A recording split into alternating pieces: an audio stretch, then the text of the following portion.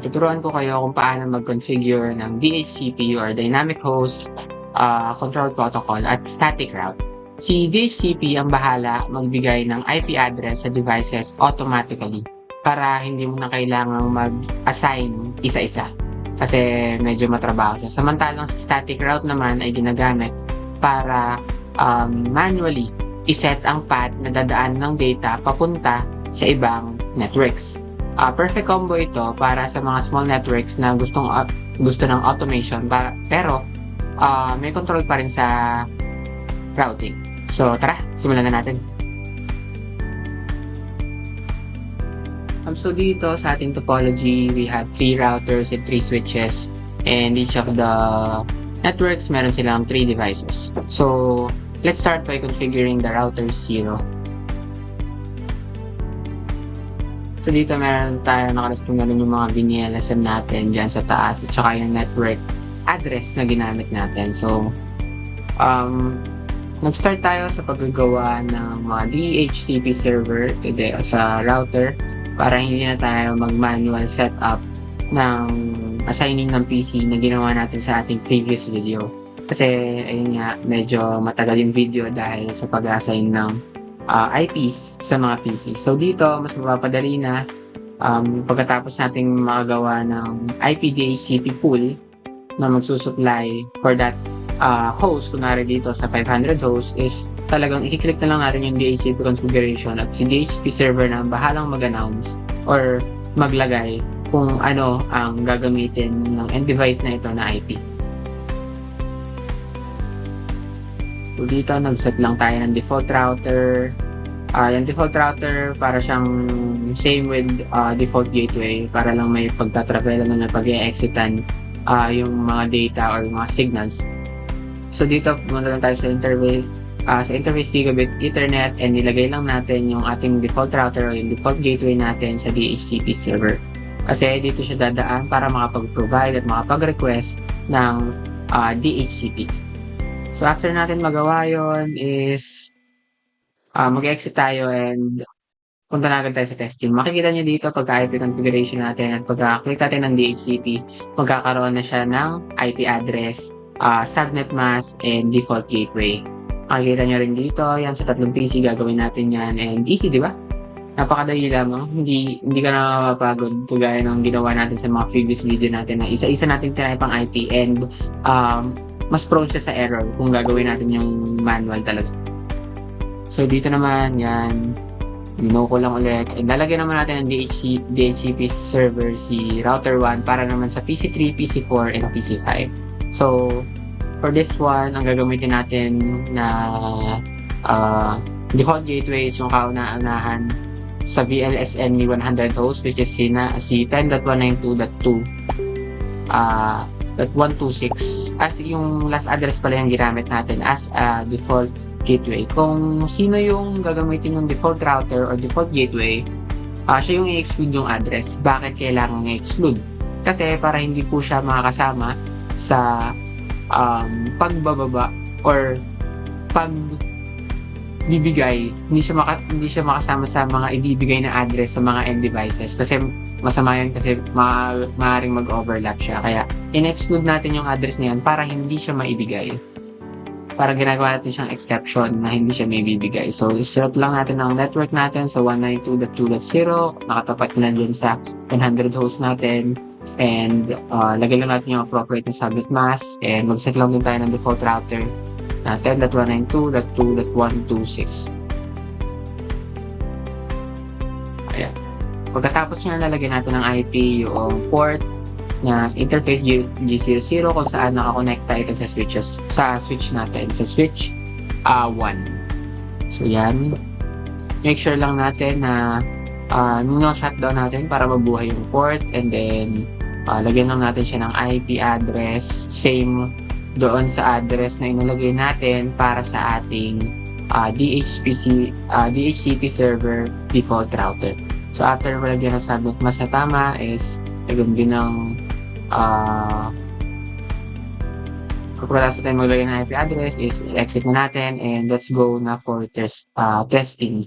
Fast forward lang natin and desktop ay configuration, dapat mag-successful yan. Kasi kung hindi, meron kang naging kamalian sa pagsasetup ng DHCP server. So, ayan, kitang-kita na naman, napakadali. Request successful. Gagawin lang din natin yan sa ating kabilang PC. And ang pagsasetup niyan is very easy. Isang pool lang for every network. So, bale, 3 configuration for each network, and kahit mag-add tayo ng mga end devices dyan, kahit gawin pa natin yung 40 as long as sakop nito yung 50 hosts, makakapag-request at magiging successful ang pagre-request niya ng DHCP kahit magdagdag tayo ng magdagdag ng device. So, ayan dito, in-exclude lang natin ulit siya kasi gagamitin natin yung address na ito for our default gateway or default router ng ating DHCP server, and that is necessary for requesting DHCP dun sa mga end device, kasi without the default router is hindi tayo makakapag-request ng DHCP. And kung hindi rin natin isa-set yung default yung IP address na isinet natin sa default router doon sa port na dadaanan niya, is hindi talaga tayo makaka-request, and hindi niya kasi alam kung saan siya kukuha ng hindi niya alam, hindi siya aware na may server pa lang ganito, may DHCP server pa lang nakalaan para sa kanito. So, punta lang tayo ng interface, gigabit ethernet 0.0.0 /00 pala, tapos shutdown lang natin para mabuhay yung port, and dito nyo naman nag-green siya. And then, set nyo na yung IP address. Again, yung sinet nyo IP address or default router doon sa DHCP server nyo, yun ang ilalagay nyo dito, and set nyo lang yung nyo dito, yung tamang subnet mask, and then we can go for testing na rin. Ayan. Fast forward lang natin to make sure na nakapag-initialize yung mga port, config natin, DHCP, that should be a request successful, and all through the devices ay kailangan successful. Papansin nyo, kapag nagbibigay siya ng address is talagang nag-i-increment lang siya ng 1. From 1, dadulugan siya ng 1, 130, 131, 132, ayun lang. Tapos after natin ma-set up, ay meron na tayong mga naka-assign na DHCP server sa lahat ng network, and kahit magdagdag tayo ng 5, 10, 20 is kaya na mag-provide ng address doon as long as sakop niya yung 1,000 yung 500, 100 at saka yung 50 hosts. So dito naman router 0 tayo, proceed naman tayo dito sa static routing. So ang first na ginawa natin dito is mag-a-assign tayo ng IP address para doon sa mga links or sa mga wire, which is the serial na nakakonect sa mga router natin. Ito yung magsisilbing daan para makarating yung data na galing sa ibang network papunta sa ibang network. Ayan. Inalam ko lang din yan. Siyempre, magkabilang dulo yan. Kailangan mo siyang lagyan yung port ng pagkakakilanlan para sa IP route natin, alam niya kung saan siya tatalon, kung saan siya dadaan, saan ba siya next na pupunta. So yan, mag-set lang tayo ng tamang IP address, and then ayan. So dito kasi sa VLSM nito, hindi ko na siya napakita, pero ang kailangan lang kasi ng connection niyan ng mga yan is yung 2 usable host address lang. Kaya 194, makikita nyo naman na magkasunod lang siya. And same with dito sa router 1 to router 2 doon sa pinakadulo sa right. Makikita nyo rin na lalagyan lang din natin sila ng identity para gagamitin natin yung mga identity na yan para ituro sa data kung saan siya dadaan, kung saan sa sunod na dadaan. Pero lang natin magawa yan is exit lang tayo, and then huwag kalimutan si no shutdown. Kung mapapansin nyo, nag no shutdown tayo pero hindi siya nabuhay. It is because kasi hindi pa bukas yung kabila niya. So, pag nabuksan yon, magigreen na silang parehas. So, yan. Lagyan lang din natin siya ng IP address. Yung sa kabila, si router 2 para may identity na rin siya. Yan. Lagay-lagay lang tayo dito. And .192.2.1.198, yan ang identity niya, 255.255.255.252. So, ang nangyari is no shutdown, yan. Yung na makikita na magigreen na siya ang both, yung both ends from router 1 to router 2. And then after that, magsaset na tayo ng IP route command. Dito na natin ituturo kung saan dadaan yung network na router. So, sa sunod na pupunta. So, dito, ang strategy dito, kapag, like for example, sinelect natin yung router 1 to configure IP route. So, ang gagawin natin, yung mga directly nakakonect sa kanya, kagaya ni switch 1, si PC3, si PC4, si PC5, hindi na natin siya kailangang i-IP route kasi directly connected siya sa router 1. Ang kailangan nating ipakilala kay router 1 is yung hindi nakakonekta sa kanya, which is yung 500 host at saka yung 50 na host. So, ang ginawa lang natin dito, pinakalala natin si 500 host kasi hindi niya kilala, and then yung subnet mask na nilagay lang din natin, at saka yung next na pupuntahan niya, which is si 10.192.2.193 kasi from nasa gitna from 2.194 pupunta dun siya sa 193 na router 0.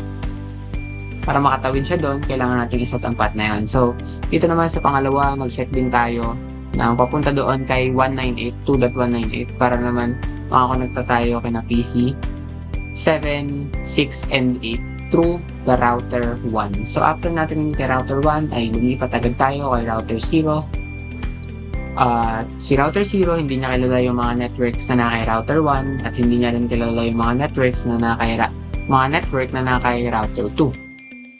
So, kailangan natin palalayan yan, 192.2.0, pinakilala mo natin, and subnet mask, at saka yung dapat talon niya is dapat doon sa kasunod niyang router, which is si 10.192.2.194. Yun siya tatalong sunod. Kasi matatandaan nyo na configure na natin ang router 1 papunta kay router 2 kanina. So, may path na siya doon. Ang hindi niya alam ay papunta ay from router 0 to router 1. Ayan, sinunod natin, .194 yan. Ayan, dahil na-set na natin siya, kilala niya siya. Tapos, lilipat naman tayo sa router 2 kasi si router 2 hindi pa kilala si router 1 at si router 0. Saset naman tayo ng path doon para makapunta si router 0 kay router 1 at kay router 0. So, ito yung last nating configuration for our IP route kasi lahat sila kilala na nila ang papunta at pabalik. Parang establish na yung dadaanan nilang path, gawa na. Dadaan na lang sila, gano'n. Tapos yan, default lang tayo dito. Siyempre, ang talon niyan is yung sa kasunod niya, si from router 2 to router 1 is yung 10.192.2.197. So, talon-talon lang. Tapos, IP route, yung hindi niya kilala, hindi niya rin kilala si 500 host, diba? Kasi hindi naman siya directly connected, sabi ko nga kanina. So, mangyayari niyan, ipapakilala natin, and then yung next hop, same lang din, 10.192.2.197. Yan. After that, we should be done here kasi lahat ng mga yan ay connected na sa isa't isa. And for testing, we will try and ping different networks to each other. Yan. Kagaya naman ito, si 500 host sa 100 host is nag-successful na siya. And si PC1 to PC7 is nag-successful na rin siya. Nakikita niyo naman. Yan. Kahit magkaibang network is talagang goods na, guys. Makikita niyo rin dito sa simulation na paano nagtatravel yung data. O pagrating niya dyan, siya sa tatalon. Diba sinabi natin sa next hop niya is si 194. So, doon siya tatalon. And then, kikilalanin niya, nandito ba yung hinahanap kong network. Kapag nandito, bababa siya. Kapag hindi, baka lumipat pa siya dun sa kabila. And then, ayan, next. Hanggang sa makarating siya doon, successful. Kita niyo naman guys kanina, nag-successful siya yung dalawa kahit magkaibang network. And that is the benefit of static routing and together with DHCP. Again, yung DHCP, automatically nitong ina-assign ng end devices natin ah, sa mga IPs. Tapos yung static routing naman, ito yung nagse-set ng path dun sa magkabilang network. And that is for today, guys. I hope you learned something. If you have concern, just comment down it below, and goodbye. Keep safe.